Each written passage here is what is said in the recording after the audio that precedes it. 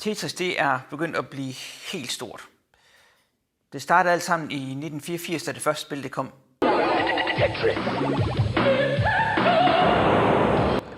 Og dengang der var det jo bare en hobby.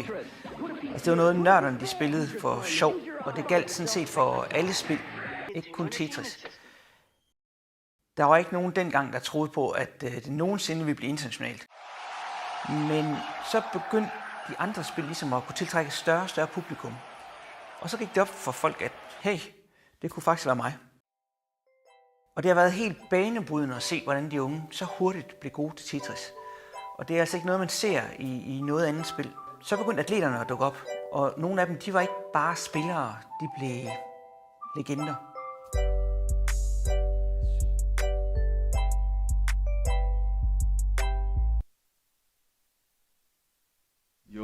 Jeg hedder Morten Heidmann, bedre kendt som Klodsmajoren.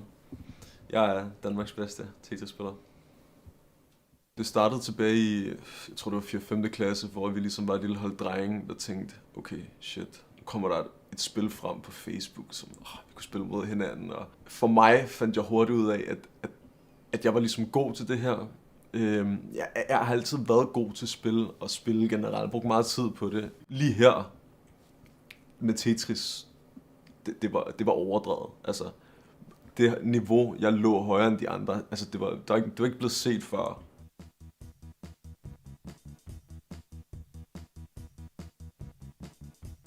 Jeg synes, han er fantastisk, super sej. Jeg har set alle hans kampe. Jeg kan godt lide den måde, han sådan går fra bunden til tom og gjort Tetris populært i Danmark. Selvom jeg ikke er så meget til Tetris, kan han en fed spiller, jeg ser tit hans streams på Twitch. Jeg er jo trods alt hans største fan, selvfølgelig. Så han bruger hans special move, det er også bare sådan nok det mest sexede special move, der er i Tetris. Ja, jeg kan godt lide, at han spiller Tetris. Det er et af mine favoritspil selv. Ja, Morten, selvfølgelig kender jeg ham. Det gør alle. Og han er ligesom grunden til, at jeg kom ind i den her e-sport-scene. Fordi efter jeg ligesom hørte historien om ham, så begyndte jeg ligesom at kigge ind til e-sport og ligesom research på det. Og så man kan godt sige, at jeg blev en pro på grund af ham. Og første gang jeg så Morten, det var så i 2007, hvor han spillede DM mod ham og Destroyer. Da han kom ind i den her turnering, så var der ikke rigtig nogen, der kendte ham, og der var ikke rigtig nogen, der havde nogle forventninger til ham. Og så kommer han ligesom ind og ligesom vinder det hele, og så efter det, så kendte alle ham så selvfølgelig. Og det er sådan en utrolig historie om, at han gik fra ingenting til næsten alt på så kort tid. Og det er også derfor, jeg respekterer ham så meget. Jeg føler lidt, at han er grunden til, at jeg står her i dag. Spiller du for dine fans? Altså, selvfølgelig, jeg bliver nødt til at være super på, når jeg spiller, fordi jeg har fans. Jeg har folk, der følger mig og ligesom ser op til mig, og jeg er folks rollemodeller. Så jo, selvfølgelig gør jeg det for fansene, men der er andre ting, der spiller ind i det her. Jeg mistede min far her 4 måneder siden, og min far har altid betydet rigtig meget for mig, og betydet rigtig meget for den her karriere her. Det er ligesom ham, jeg sådan startede med at spille med dengang. Vi har altid lidt gået hånd i hånd igennem det her, så sjovt som det nu lyder, men han har fandme været der for mig i forhold til den her karriere, og virkelig været en af de få mennesker, der troede på mig i det her. Ikke? Så det er selvfølgelig super hårdt at vide, at jeg mistede min far lige op til måske den største konkurrence i mit liv. Men det er selvfølgelig også motivation. Ikke? Nu har jeg noget at gøre det for. Jeg gør det her for min far, 100%.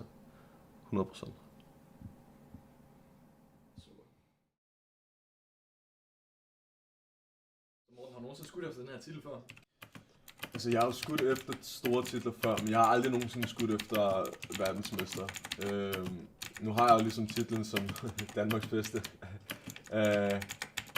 Men jeg ved godt, jeg kan blive større end det. Hvor meget jeg sikkert træner, det er lidt afhængigt af mig selv, ikke? Du ved, jeg har sådan en dagligdag, der skal passes, men mellem 6-8 timer dagligt i hvert fald. Hvad med dine konkurrenter? Hvor meget træner de ofte? Ja, mine konkurrenter? Jeg ved ikke, hvem mine konkurrenter er. Jeg har ikke nogen konkurrenter.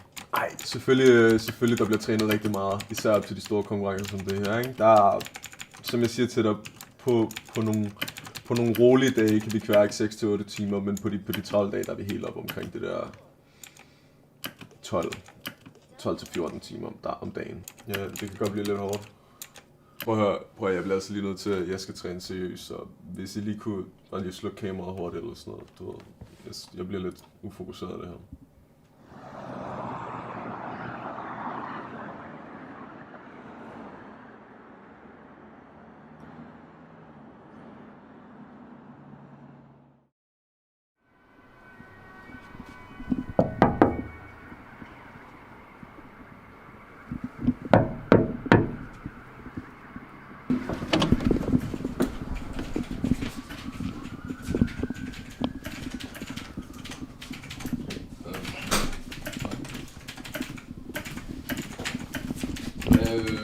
Morten? Jo. Hvad laver I? Vi skal filme. Er det nu? Ja, det er nu. Jeg har ikke skrevet eller noget. Jo, vi optager torsdag kl. 4. Har vi det? Hvor har vi gjort det hen? Hvad var det for nogle piller? Hvad for nogle piller? Dem du havde lige der. Du Nej, jeg har ikke nogen piller. Lige før.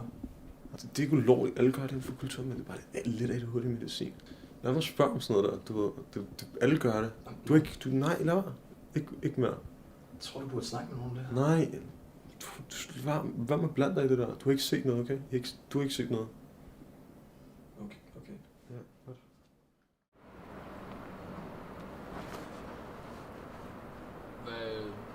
Lige brug for en pause? Nej, jeg skal bare ryge. Så er du nervøs? Det skulle jeg være nervøs over. Der er ikke noget at være nervøs over for.